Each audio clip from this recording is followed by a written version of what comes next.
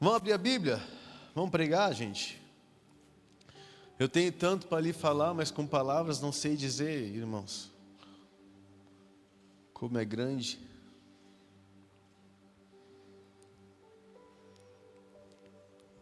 Essa vocês conhecem, né? Glória a Deus. Glória a Deus. Meu Deus, como é que eu faço agora aqui? Eita.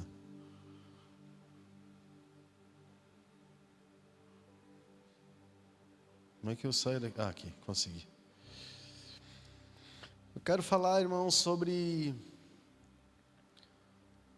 um fortalecimento. Se vocês puderem abrir a Bíblia no Salmo 51. Sabe, irmãos, quando as coisas estão quando está tudo dando certo, irmãos, é fácil ser crente. Quando está tudo dando certo, é fácil a gente estar empolgado, motivado para as coisas, né? Quando está tudo de vento em polpa, nossa, a gente arrebenta, né? Vamos para cima, nada nos abate.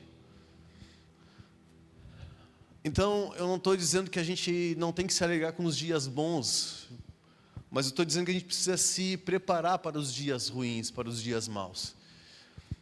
E às vezes me parece que na nossa vida, irmãos, cada dia de vitória, cada momento, cada estação de vitória, também lá na frente se levantará uma estação de luta.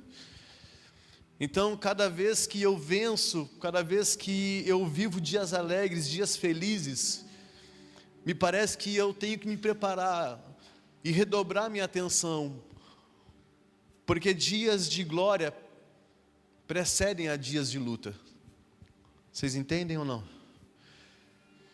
Então, todas as vezes que nós, irmãos, de alguma maneira estamos vencendo, e as coisas estão indo muito bem, e meu Deus, eu estou tocando sonhos, coisas que eu nunca imaginei que iriam acontecer, estão acontecendo, e as coisas estão dando certo, daqui a pouco, parece que passa um vento, e tira as coisas do lugar, e movimenta tudo aquilo que parecia que estava indo bem. E eu quero dizer que tudo isso acontece, irmãos, não para nos matar, mas para nos fazer conhecer e depender de Deus. Quantos me entendem? E eu não sei se isso acontece só comigo, mas se você é ser humano, acho que acontece com você.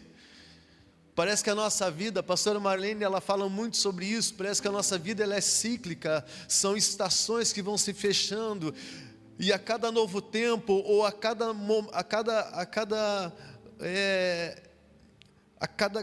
vez que finaliza um tempo, um período, e eu vou entrar em outro período, parece que vem um tempo de dificuldade, vem um tempo de dúvida, vem um tempo de perda, onde eu acabo perdendo coisas, onde eu acabo parece perdendo pessoas, ou eu acabo parece me desiludindo, me frustrando.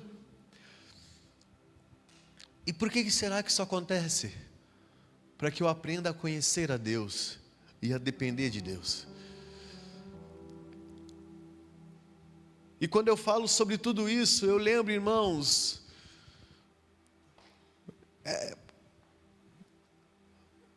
parece que por um tempo eu consigo caminhar e eu estou muito bem, mas daqui a pouco eu acabo caindo no mesmo lugar.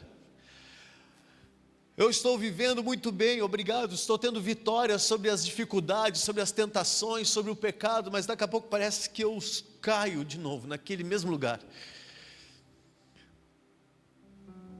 E parece que tudo aquilo que Deus estava construindo começa a ser desconstruído, a ser destruído diante dos meus olhos. Parece que aquilo que era uma possibilidade, aquilo que era um sonho que estava sendo construído, começa a ruir. Ou parece que a fé que eu tinha, a expectativa que eu tinha com aquilo que Deus iria fazer, com aquilo que Deus estava fazendo, parece que se esvai. A minha fé, ela diminui. A minha energia, o meu vigor, o meu entusiasmo, parece que eu vou perdendo a força. Vocês entendem? Esse é o dia mau, irmãos.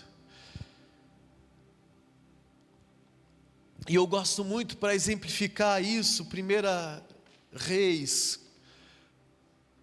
capítulo 18. Eu sei que eu pedi para botar esse, mas bota 1 Reis, capítulo 18. E se você, quando chegar na sua casa, quiser ler, para mim é uma história linda, de Elias, um profeta,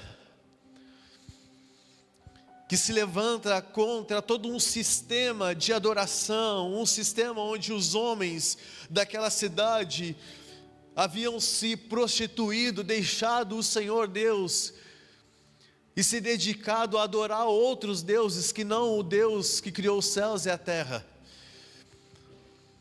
porque o povo havia se contaminado. Então Jezabel é uma mulher, a mulher de Acabe,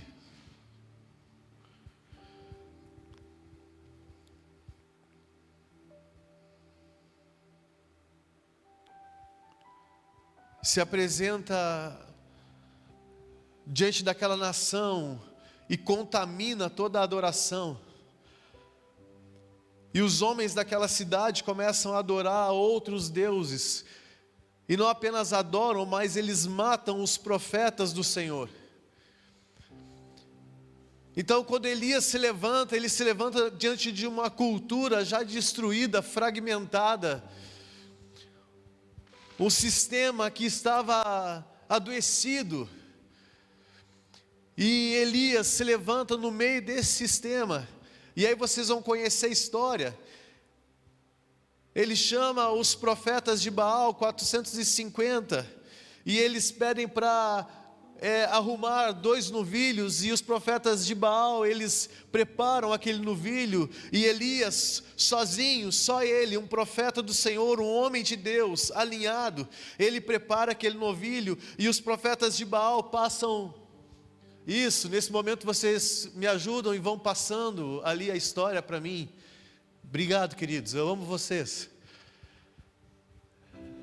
E os profetas de Baal, eles vão. Isso, onde é que a gente está agora?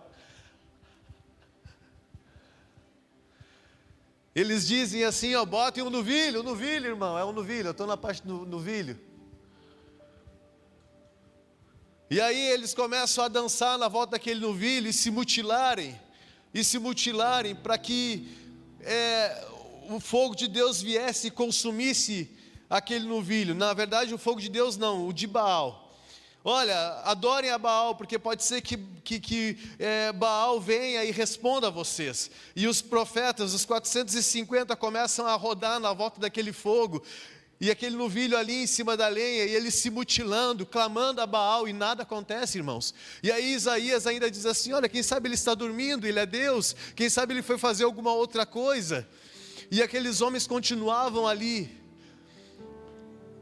mas nada acontece. Por quê? Porque é uma entidade falida. Só o Senhor é Deus.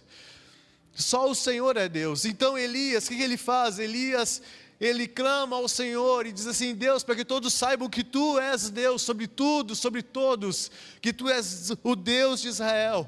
Então o Senhor responde com fogo, queima aquele novilho, queima a lenha, até a água que está na volta, porque já fazia 3 anos que não chovia, mas até a água que está na volta do valo que eles fizeram, é lambida as pedras, tudo, irmãos, pelo poder, pela glória de Deus.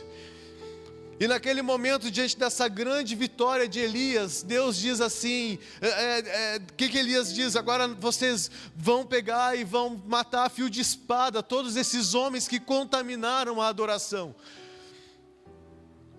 E que grande vitória, irmãos, aí é que está, que grande vitória Elias teve, que grande atenção de Deus, que grande poder de Deus que Elias visualizou naquele momento. Imagine, irmãos, que grande vitória Que grande momento. Imagina Elias contando depois: olha, eu estava lá e o fogo de Deus veio, a glória de Deus veio e lambeu aquele novilho. Aquilo foi um milagre, foi grandioso. As pessoas, elas se converteram mais uma vez a Deus e elas buscaram o Senhor. Elas abandonaram os deuses estranhos e elas voltaram para Deus. A nação inteira se converteu mais uma vez ao Senhor, por causa daquilo que tinha acontecido. Agora olha o que acontece com Elias logo depois, irmãos. 19, no capítulo 1. Capítulo 19, versículo 1, desculpa. Então, irmãos, não é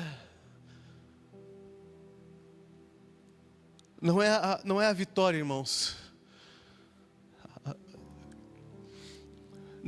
Não é você sair de um culto feliz. É a segunda-feira. É isso que vai fazer a diferença na sua vida. Não é você conquistar algo, é você preservar a conquista.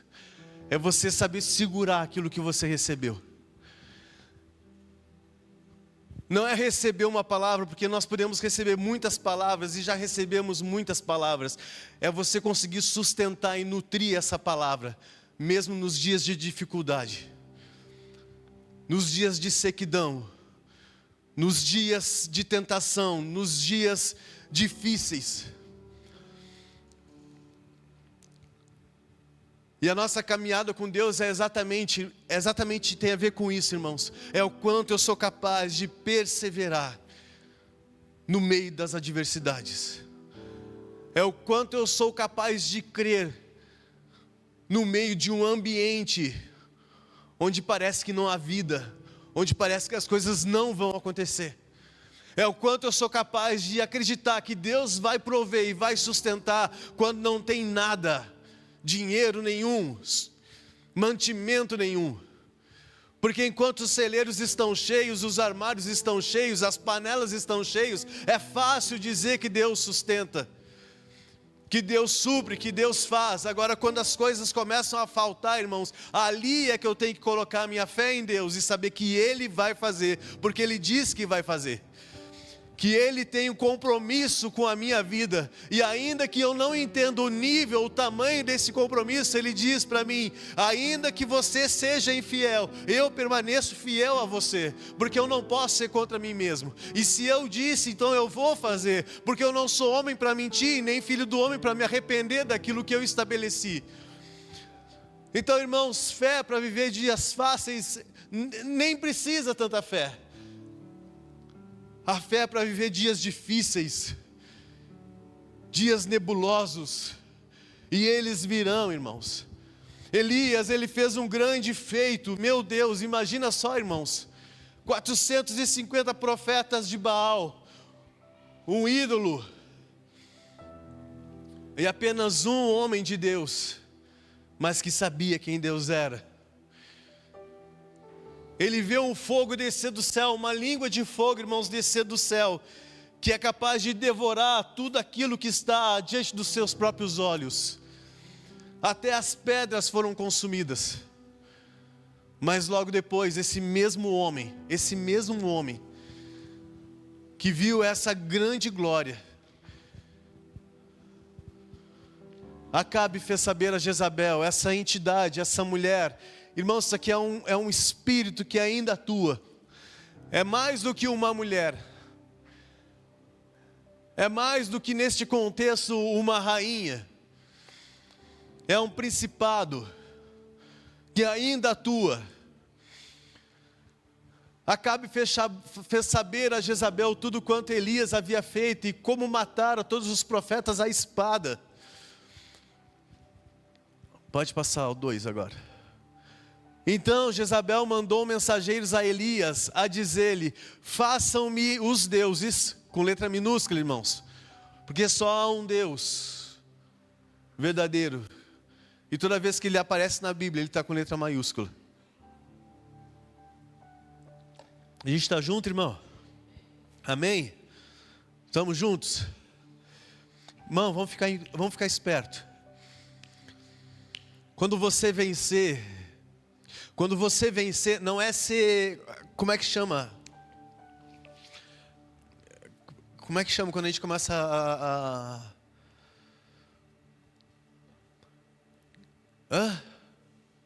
pessimista? Não, também tem a ver com isso. É começar a ver bichinho. Se alguém achar a palavra, me ajuda. É tipo, cara, não é isso, mas eu quero te dizer uma coisa, preste atenção nisso. Quando você vencer, redobre a sua atenção. Quando coisas boas estiverem acontecendo na sua vida, redobre a sua atenção. Quando as coisas estiverem dando certo, redobre a sua atenção. Por quê? Para não perder aquilo que o Senhor está te falando. Para não se descuidar, para não tirar o foco daquilo que é importante. Vocês entendem? E paranoico, isso. Obrigado, Deus. Paranoico, não seja paranoico. Não veja coisas onde não tem coisas. Mas fique esperto. Fique esperto. Fique ligado. Pastor Rich, se não me engano, quarta-feira falou, porque o diabo, o vosso adversário, ou foi a pastora Marlene, eu não lembro agora, ele anda ao derredor, como um leão que ruge, procurando alguém que possa destruir. Orai e vigiai, porque o diabo, o vosso adversário, mas eu não tenho problema nenhum com ele, beleza, não tem importância, você não precisa estabelecê-lo como inimigo, mas ele já achou você e sabe que você é um inimigo, porque no momento que nós levamos o nome de Deus, nós já temos ele como inimigo, e na verdade, Satanás odeia tudo aquilo que Deus ama, o diabo odeia e quer destruir tudo aquilo que Deus ama. Deus amou o mundo e deu o seu único filho para que todo aquele que nele crê não pereça, mas tenha vida eterna. Deus amou o mundo, as pessoas, não o mundo, sistema do mundo, mas as pessoas, porque Deus amou o mundo. Então, se Deus te ama, Satanás não te ama. Se Deus me ama, Satanás não me ama. Se Deus ama a tua família, Satanás odeia a tua família. Se tu ama os teus filhos, Satanás não ama os teus filhos. Se você quer vê-los bem, ele não quer ver.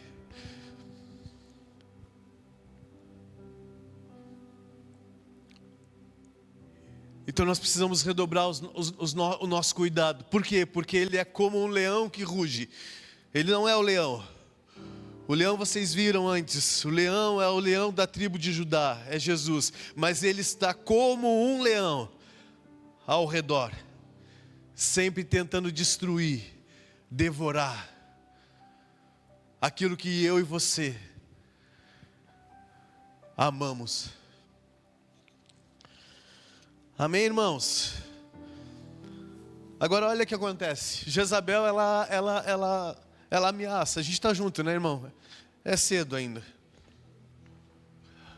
Então Jezabel mandou mensageiros a Elias a dizer-lhe: façam-me os deuses como lhes aprouver, se amanhã, a estas horas, não fizer eu a tua vida como fizeste a cada um deles.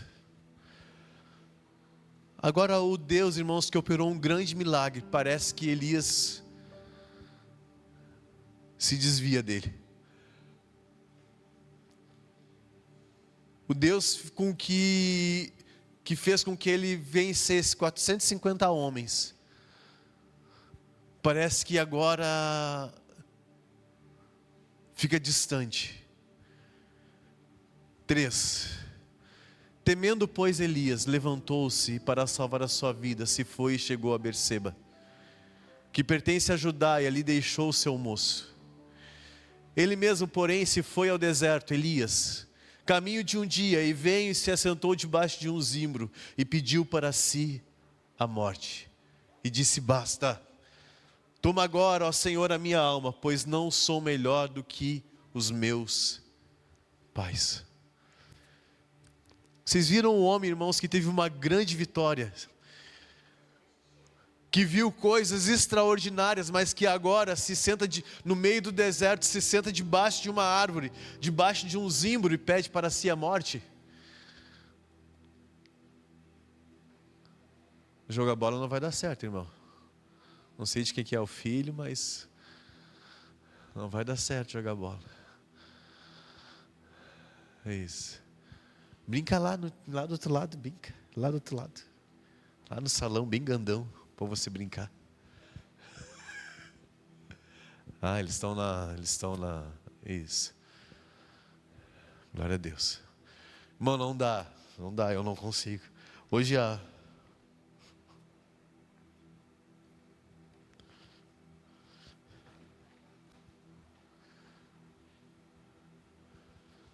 Hoje alguém que eu conheço estava aqui tocando violão, irmãos. Isso aqui fazia assim. Quando ela se embalava. Agora não dá, não sei qual é o lugar aqui, mas tem um lugar que dá um ringido. E aí eu estava orando ali, né? Estava tentando pregar, né? Pastor Rich, estava tentando aquilo. Que eu, não dá. Não dá. Hã?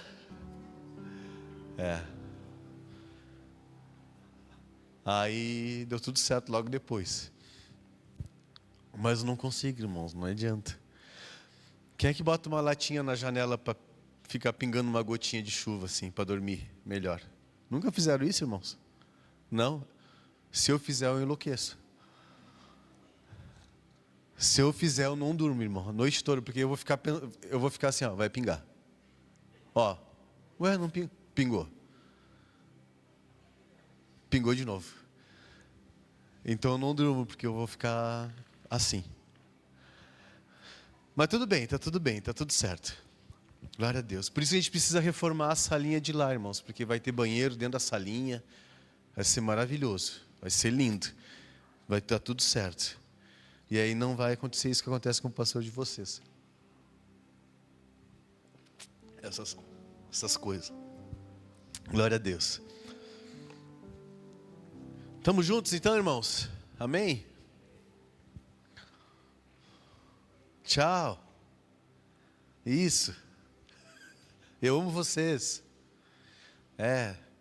Deixai aí para Jesus, os pequeninhos. Vão lá brincar com Jesus, vão? Glória a Deus. Um pouco está a Elisa ali junto.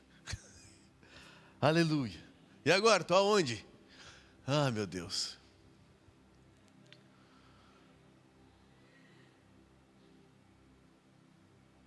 Então ele pediu a morte, irmãos. A gente entendeu até aqui? Daí você chega em casa e você tem que ler 1 Reis 18 e 19. E aí você vai conseguir entender tudo o que acontece ali na história. Agora sim, agora eu quero ir para Salmo 51.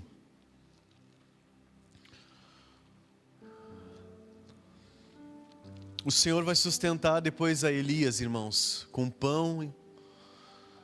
E ele vai ser fortalecido, e por causa dessa força ele vai caminhar, se não me engano, 40 dias.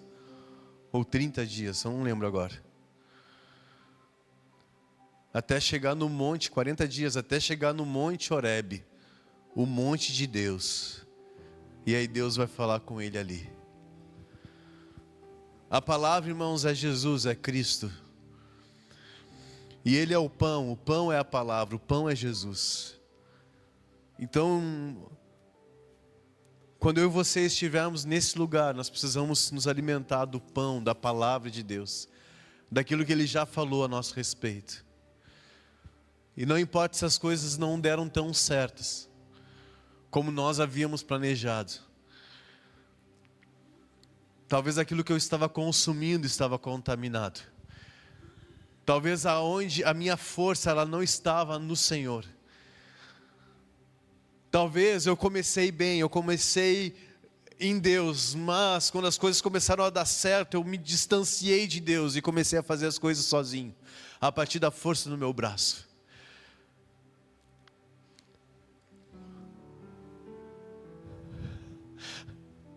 Deus, Ele sempre vai ter o seu próprio modo de nos trazer para Ele.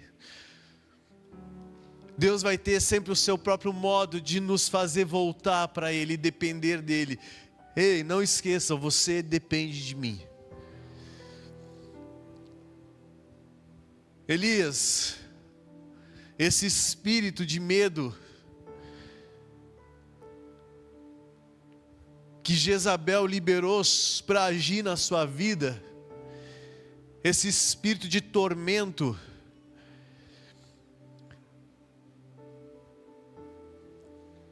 esse espírito que te faz fugir, eu vou tratar com ele, eu vou tratar com a sua vida, porque muitas vezes nós estamos muito empolgados, irmãos, nós queremos fazer grandes coisas, até bater o medo, até bater a incredulidade. Ora, irmãos, se Deus fez o que se Deus fez o que fez diante dos olhos de Elias, por que motivo Ele não poderia guardá-lo de Jezabel?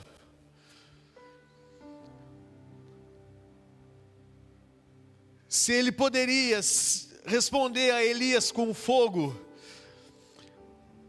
por que Ele não poderia consumir aquela mulher pagã?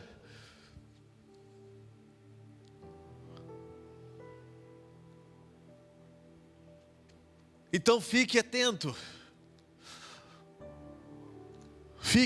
por favor, porque há uma casta, irmãos, muitas vezes sendo liberada no inferno para nos fazer desistir, para nos fazer levar as coisas de Deus de qualquer maneira, para nos tirar de dentro da igreja, para nos tirar dos planos e dos propósitos de Deus, para nos fazer desistir, para nos fazer temer. Um espírito liberado pelo inferno, para nos fazer deixar de crer naquilo que o Senhor falou a nosso respeito, naquilo que Ele prometeu. Um espírito de desânimo. Ei, presta atenção nisso.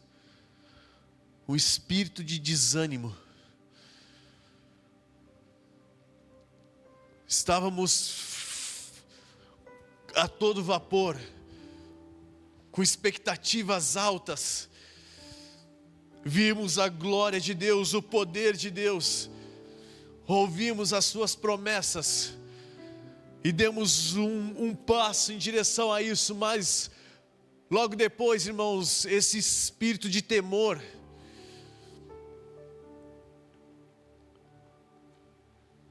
pode nos fazer parar, pode nos fazer naufragar, pode nos fazer paralisar.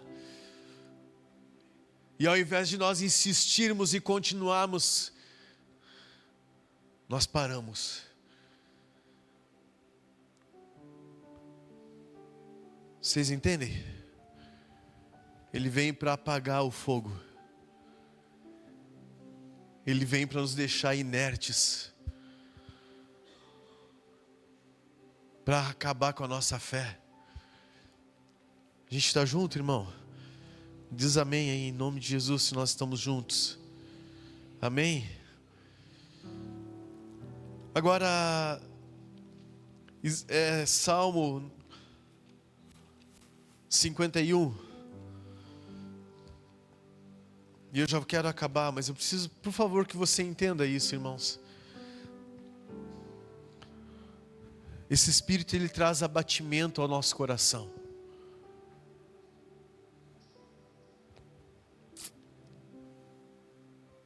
Ele nos faz querer desistir. Lembra de Elias? Senhor, desejou para si a morte, cara. Chega. Eu quero morrer. Não quero mais viver. Mas eu tenho promessas ainda. Mas eu quero morrer. Não quero mais.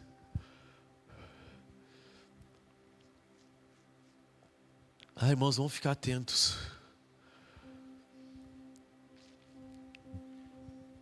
E quando esse Espírito vir tentar agir nas nossas vidas, nós vamos para um lugar chamado Pão da Vida, Jesus.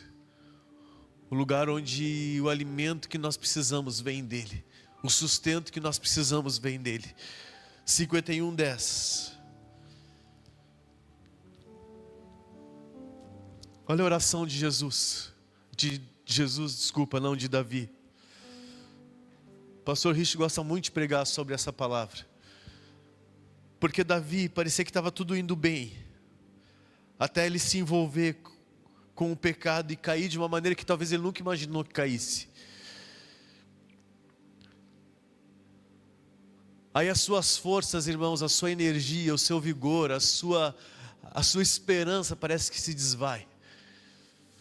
Deus pode usar qualquer pessoa, mas o meu tempo chegou ao fim. Não há mais o que eu possa fazer. E aí o Salmo 51, no verso 10, Davi vai dizer assim: cria em mim, ó Deus, um coração puro. E essa parte eu quero que você entenda.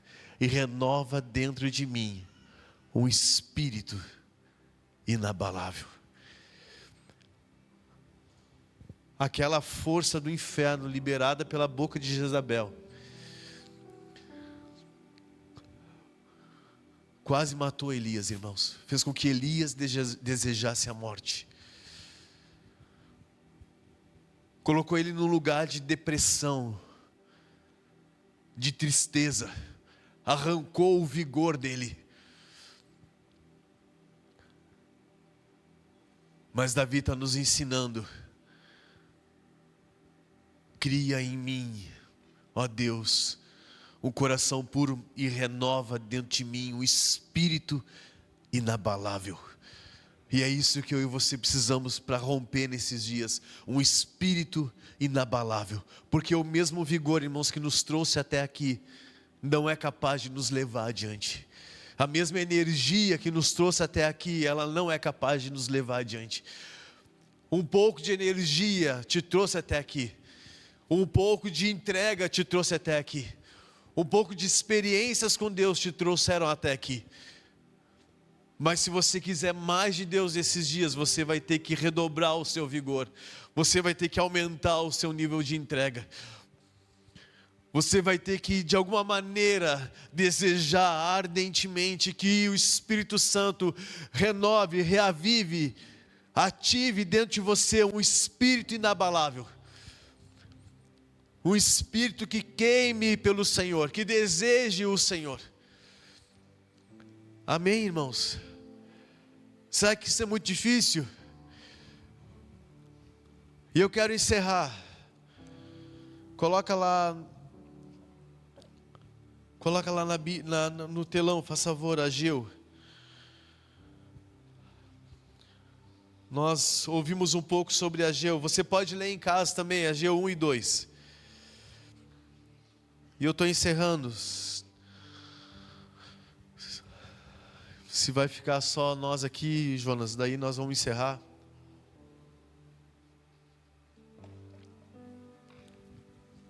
Mas Ageu é uma história linda, irmãos. E no pós-exílio, quando o povo ele volta, o povo começa a reconstruir a sua própria vida, começa a reconstruir as suas casas, e Deus, através do profeta Ageu, diz assim: até quando vocês vão ficar construindo, reconstruindo, morando em casas luxuosas, e a minha casa, o meu tempo vai ficar desse jeito? Porque o povo deixava sempre para depois eu vou fazer a vontade de Deus, depois eu vou fazer a obra de Deus, depois eu vou cumprir aquilo que Deus tem para a minha vida. Esse é o problema, irmãos, o depois não é algo certo, o depois é uma possibilidade. O depois pode ser que não aconteça, o que nós temos é hoje. Então depois eu faço, depois, e Deus ele vem através do profeta Ageu, vocês podem ler em casa, é 2 capítulos, irmãos, mas é poderoso, só 2 capítulos,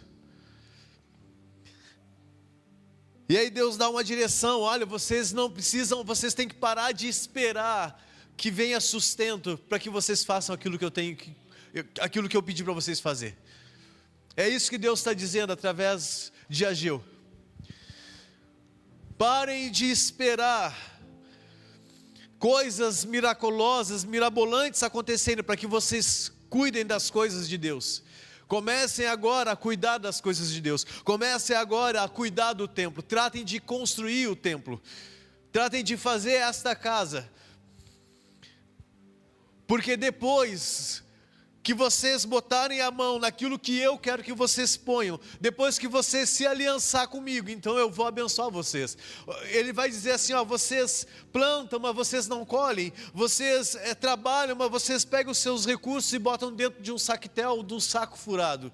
Vocês comem, mas vocês não estão saciados. Se vestem, mas não se aquecem.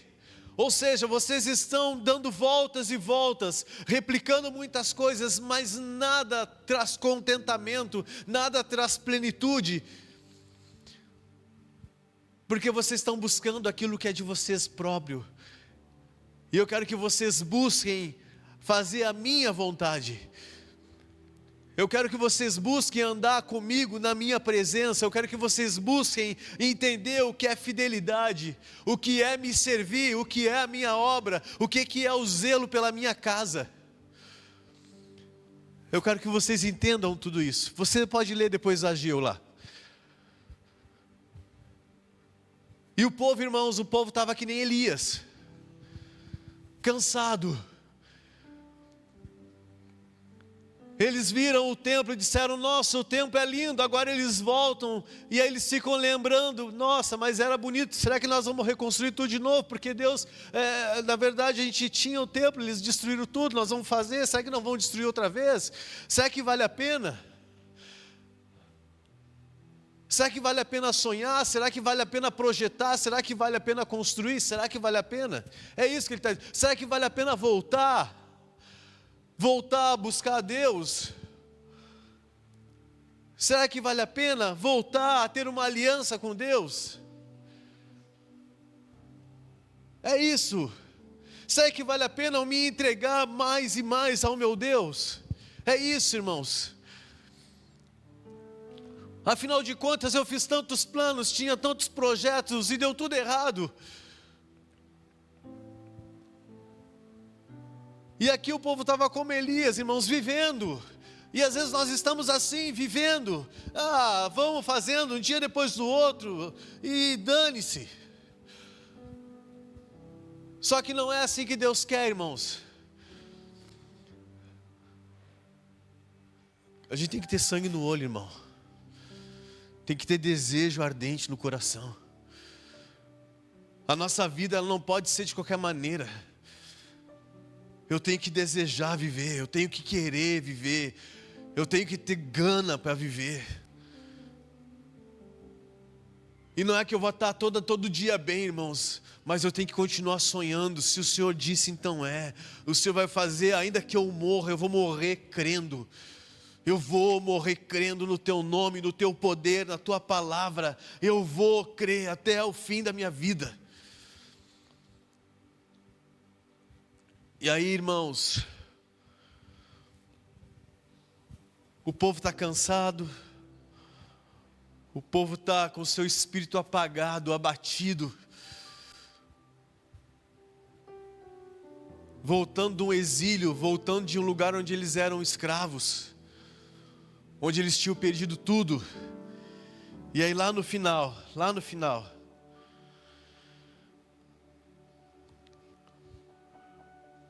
1:14.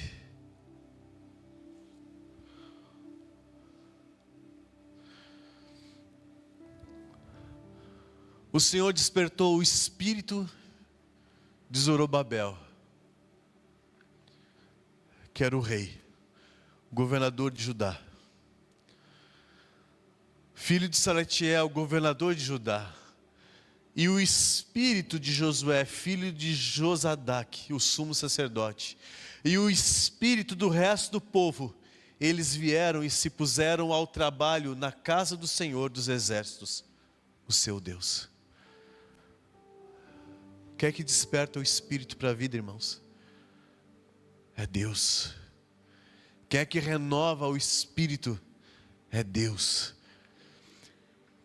E foi Deus que despertou o espírito do governador, foi Deus que despertou o espírito do profeta, que estava morrendo, foi Deus que despertou o espírito do restante do povo, e eles vieram e continuaram fazendo a obra de Deus.